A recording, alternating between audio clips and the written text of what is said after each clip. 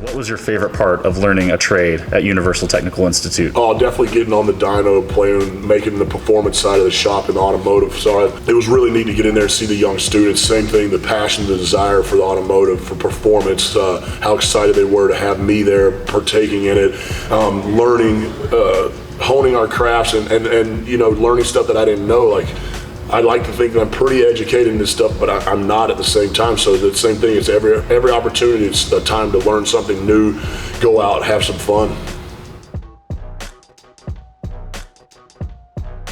What's the best vehicle you've ever owned? Oh, this is gonna blow everybody's mind.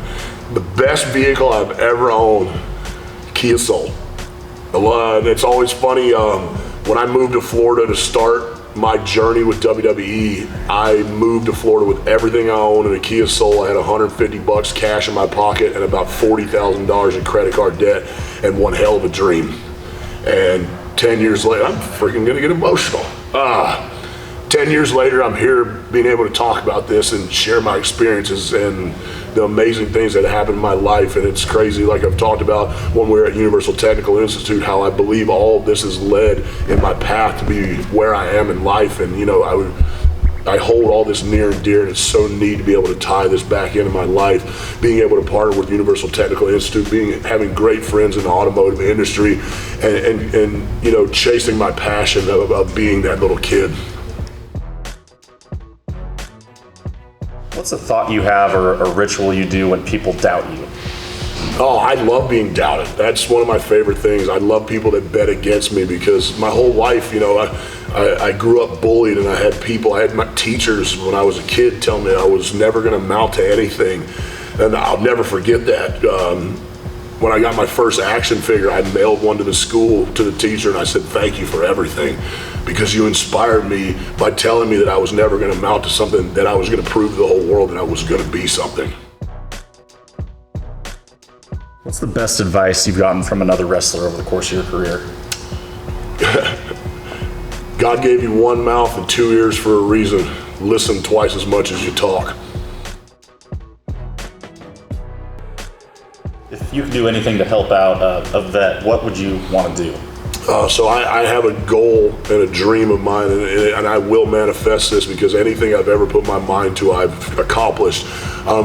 Talking my blessings, I've been fortunate enough to be able to buy a dream piece of property in my state of Wisconsin. My sister and I are the only ones in my family born out of that state.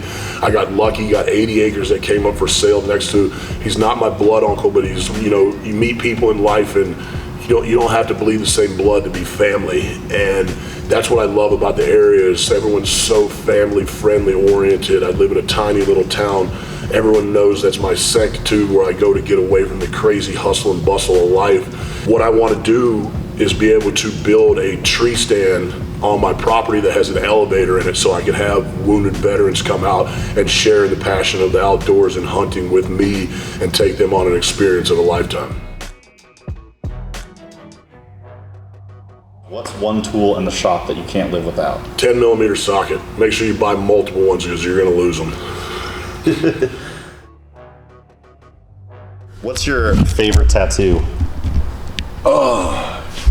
Probably this one here. This one's probably the most meaningful to me. In the state of North Carolina, where I was born, and my nickname was Country Strong. When I competed in World's Strongest Man, you know, that's kind of where I started to figure life out. I was just, like I said, I touched on being bullied. I was this very shy kid, because I was always told I was never good enough. I was, you know, and I always had those doubts in the back of my mind that I wasn't, because I never really found my niche. Strongman was one of those things that helped bring me out of my shell of being this shy, timid kid, because like my whole life, I said, I've been told I was never gonna do anything. I wasn't good enough, and finally I found something that I was good at. And not only was I good at it, I was the best. I was North America's Strongest Man in 2011. I won the Arnold Amateur World Championship, where I defeated 52 other gentlemen from 19 different countries, and that kind of woke me up and made me realize that I was somebody, and I was gonna amount to something, and I just proved everybody wrong. So that's why the Country Strong tattoo is the most important to me.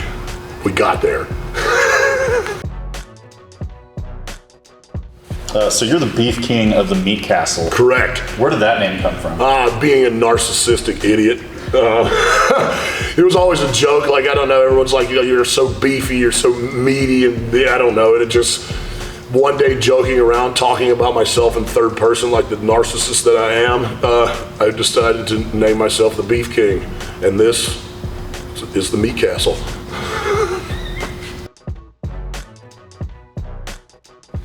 And that leads me to the final question, which is, what's your favorite trade school in America? Oh, without a doubt, Universal Technical Institute. Check them out. If you, like I said, and we've talked about this throughout the videos here, if you're having thoughts about taking a step in your career, and this is something you want to do, and I'm so passionate about learning a skilled trade. I tell everybody, I get asked a lot, what do I need to do to be a professional wrestler? I say learn a skilled trade, because wrestling and so many avenues in life can end really quick. If you learn something that's a trade and you're passionate about it and you have a skill at it, you'll always have a job. And I've said this time and time again throughout my life, if you do what you love for a living, you never work a day in your life.